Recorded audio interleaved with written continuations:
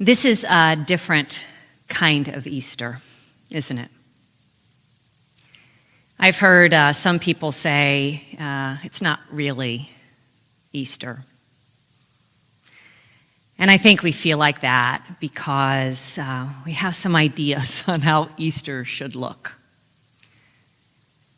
We think Easter should have the flowers and the amazing music and the kids with all their energy, the brunch after worship, and then the dinner with family in the evening. And of course, seeing David Stradling dressed as the Easter Bunny.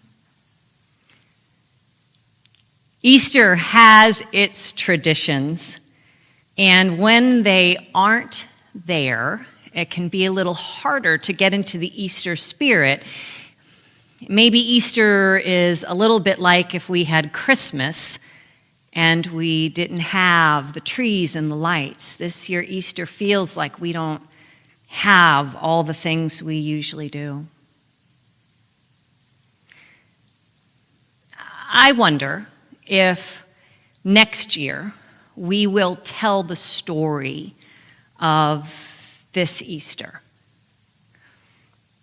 I wonder if we'll talk about what happened this year and how we survived it, or if we will want to just forget it altogether. The Easter that I tell the most stories about is Easter 1995. At the time, I was a young pastor at Hope in Torrance, and that Holy Week, I was not feeling well. And by the time I got to Holy Thursday, I knew I had the flu. And so after worship, I went to bed and probably was the sickest I had ever been up until that point in my life. I felt awful.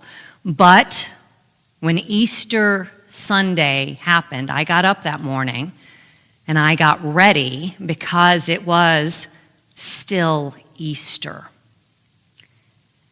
I got all my stuff together. It was probably about 4:30, 5 o'clock in the morning.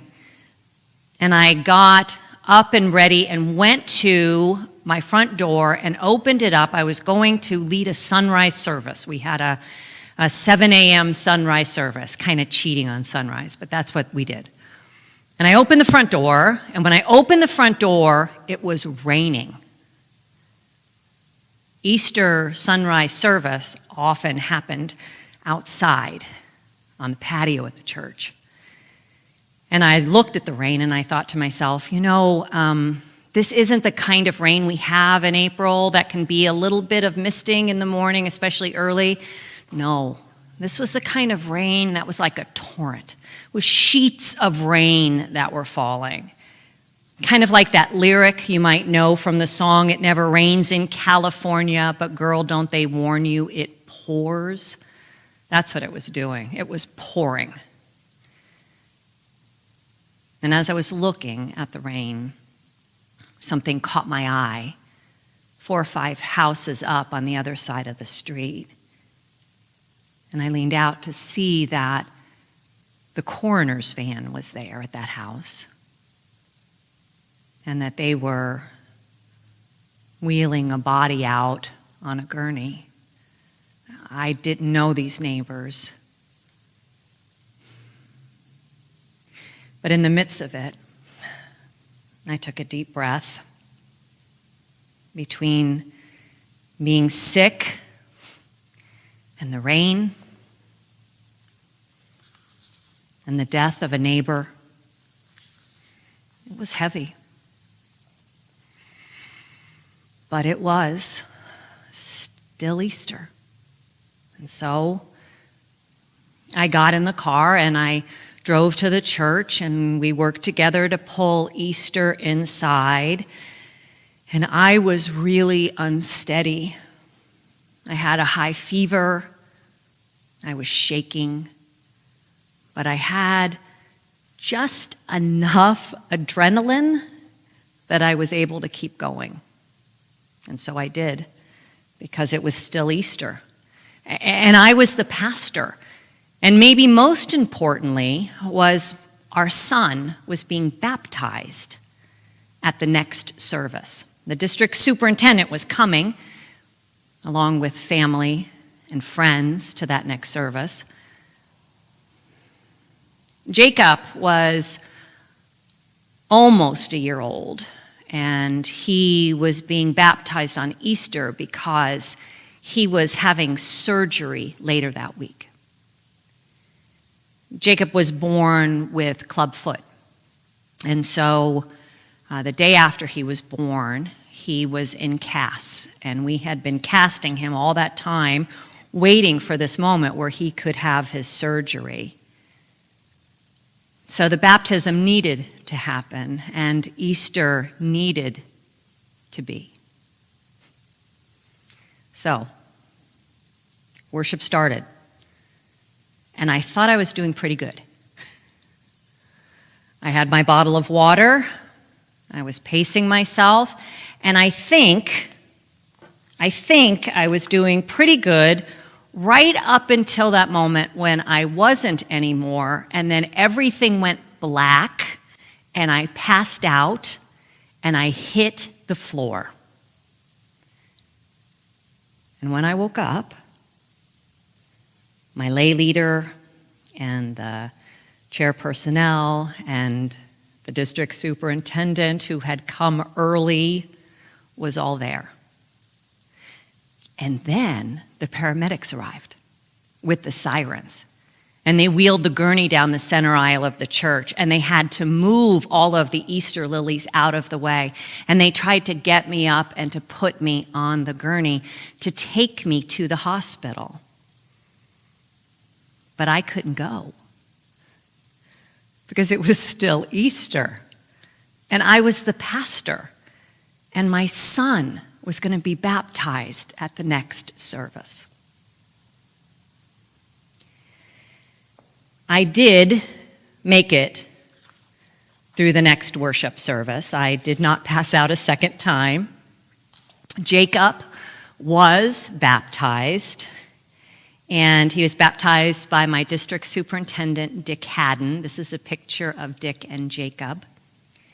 And then Jacob did have his surgery that next week. He had it on Wednesday of that week. Here's a photo of Jacob a couple days after the surgery. I think children are way more resilient than we are. It was a different kind of Easter that year, but I learned some important things then, and they have helped me this year as I have faced Easter. I have learned that in the midst of rain, or a fever, or the death of a neighbor, or paramedics, or a sermon that didn't get proclaimed, in the midst of all of it, it was still Easter. Easter came regardless. That's the thing about Easter. It doesn't need us to arrive. Never has.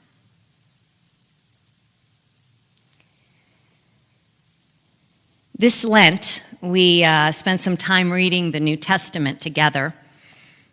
And I don't know if you remember back to the beginning of your reading, but in each of the Gospels, there was the story of the resurrection from that Gospel writer's perspective.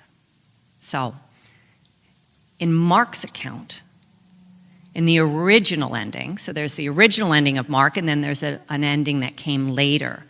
In the original ending, Mary Magdalene and the other women are going to the tomb, and when they arrive, they see that the stone has been rolled away, and an angel is there who tells them Jesus has risen. And they are to tell the disciples of this, and that they would see Jesus in Galilee. Do you know how Easter ended from Mark's perspective that first year? The text ends this way. It says, Trembling and bewildered, the women went out and fled from the tomb, and they said nothing to anyone because they were afraid. Trembling and bewildered, they said nothing to anybody. And still, it was Easter. That's Mark's account. In Luke's account, we hear again of the women who go to the tomb. We hear again of the angel who says Jesus is risen. This time, the women go and tell the disciples. And that section of the text ends. But these words seem to the disciples an idle tale, and they did not believe them. So in Mark's account, they say nothing. In Luke's account, the women go to the disciples and tell them this, and they're discounted. It's an idle tale. They're not taken seriously. Yet still, it was Easter. Let's look a little more at Matthew's account of the resurrection. Jacob will read it for us. After the Sabbath, as the first day of the week was dawning, Mary Magdalene and the other Mary went to see the tomb. And suddenly there was a great earthquake, for an angel of the Lord, descending from heaven, came and rolled back the stone and sat on it. His appearance was like lightning, and his clothing white as snow. For fear of him, the guards shook and became like dead men. But the angel said to the women, "Do not be afraid. I know that you are looking for Jesus who was crucified. He is not here, for he has been raised, as he said. Come and see the place where he lay. Then go quickly and tell his disciples, he has been raised from the dead, and indeed, he is going ahead of you to Galilee. There you will see him. This is my message for you." So they left the tomb quickly with fear and great joy, and ran to tell his disciples. The word of God for the people of God. Thanks be to God. I want to focus on the last line. The text says, "So they left the tomb quickly with fear and great joy, and they ran to tell the disciples." So you hear that? Fear and great joy. These are two things that don't usually go together in our lives. We don't usually think of them going together. Yet I think there are times where every one of us experiences both fear and great joy, all mashed together, all at the same time. There are those momentous occasions where we feel like this. I think of when we stand at the bedside of a loved one who is dying, and we feel that terrible fear of what our life will be like without them. And we feel that terrible fear of death. But we also feel that great joy if they've had this long, beautiful life, and this great joy if they've been suffering and now they won't suffer anymore, and this great joy that someday we will see them again. I think we also feel fear and great joy at the beginning of life too. You know, when you are getting ready to have a baby, there is a tremendous amount of fear. How is it going to go? How is it going to work out? How does this happen? And then you feel the responsibility, the fear of that. Can I do this? Don't I get an instruction manual with this baby? But also you feel the great joy when you see that face. Fear and great joy were at that first Easter. And I think that fear and great joy are here with us today on this Easter. We come to today with fear. There is a lot to be afraid of in this time. There is a lot of very serious things going on that we need to take seriously. There is no doubt that we live in a time when we are afraid. But like that first Easter, fear isn't all we have. We also have great joy. Maybe you've experienced that too, not just the fear of the time, but the joy of the time. I think about the joy that we have of the loved ones we can connect with in this time, whether it's in person or virtually. I think of the joy we feel when we see that, once again, spring is coming. The hills are greening up as the rain comes down upon them. And I know for myself, I feel great joy because this last couple weeks, 3 of my friends have had babies, brought new life into the world. I want you to notice that on that first Easter and today's Easter, that fear and great joy exist together. It's not like joy is a corrective to fear, and if you would just be joyful enough, you wouldn't be afraid. No, they exist together. They are both part of the human emotions. They both are important in our life and for the meaning of Easter. When we have our usual Easter celebration with all of its splendor, it is wonderful, and I can't wait to do it again. But when we do that, it is a proclamation from a people who stand far apart from the tomb. We stand a little closer today.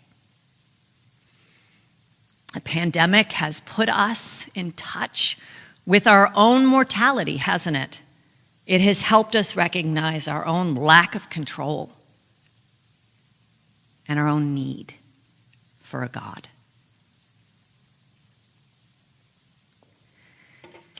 I invited you to have a stone with you for today. If you don't have one, don't worry about it. You can pick one up during the week. But I want you to have a stone, and I actually want you to keep it on the side of your bed, so your nightstand or maybe someplace else that's meaningful to you. And let the stone be a symbol of fear and great joy. I've picked a stone to be this symbol because it was that stone that was rolled away from the tomb. And when the women went to see the body and they saw that the stone had been rolled away, that's when they started feeling those feelings, the fear. Oh my gosh, what's happened? But the great joy. What if? Both of those together. So if you have a stone, hold it. Imagine those people that first Easter. Imagine how they felt, that fear, that joy. And know that this Easter, we feel that too. And that God can hold it all for us. This year, we get to know once more that Easter is not what we do for God. Easter is what God has done for us.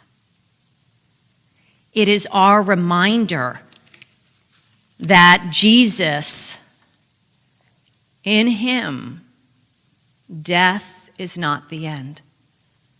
That God's love is stronger than any grave. And that no matter what faces us, we are not alone. For at Easter we proclaim with those who know fear and great joy that Christ is risen. He is risen indeed. Let us pray.